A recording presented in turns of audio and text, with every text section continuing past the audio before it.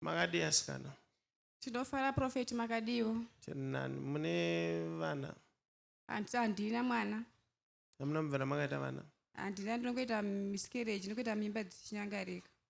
Okay. I don't know if I'm superstitious.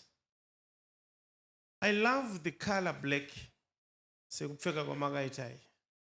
Yakanaka, varwire maoko.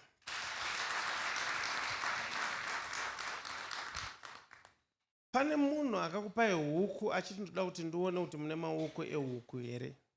Hongu Prophet, ndigogo wangu. Huku yacho ndeyerudzi? Ndeye black.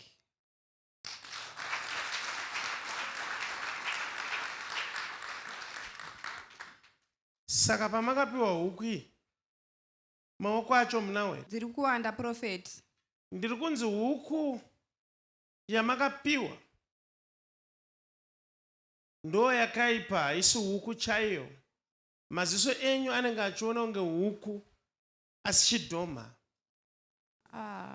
Saka nekuwanda kwazviri kutoita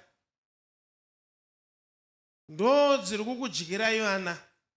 Nguva zhinji munoti mukabata pamuviri panobva sekutaura kwamaita. Ichokwadi Prophet. Nhumbu dzenyu dzaperera pasi dzakawanda. Ichokwadi. But Jehovha vataura kuti huku ndo problem. Zvinondoitawo sei Prophet, ndimawandira dzaita huku dzacho. Chekutanga chatofana kutotenda Mwari inyaya yekuti tatoziva kuti ndokuri kubva dambudziko. Ndo chinhu chekutanga.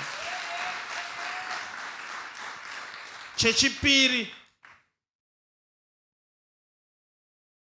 ndoda kukuitirai prayer.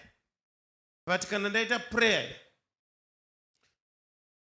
patisati tasvika kuprayer, muri kutofanira kutomira kutraya kuita vana as long tisati tagadzirisa nyaya idzi.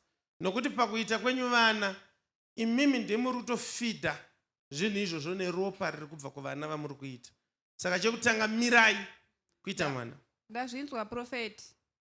Chechipiri, yanyaya yekuchidhila kuti toita sei nedambudziko rapinda mumusha. Chokwadi. Saka ndaakuita munamato, asi munamato wandaakuita nekuwanda kwakaita huku idzodzo dzichafa. Zvangodaro Prophet. Handidi kuti muwane huku 1 yamunodya pahuku idzodzo. Ndazvinzwa Prophet. Simudzai maoko. Iti Mwari. Mwari. Ndigadzirisire nyaya dzangu. Ndigadzisire nyaya dzangu. Ndibate vana. Ndibatewo vana. Nhasi. Nhasi. Kwete rimwe zuva. Kwete rimwe zuva. Amen. Amen. Varovere maoko.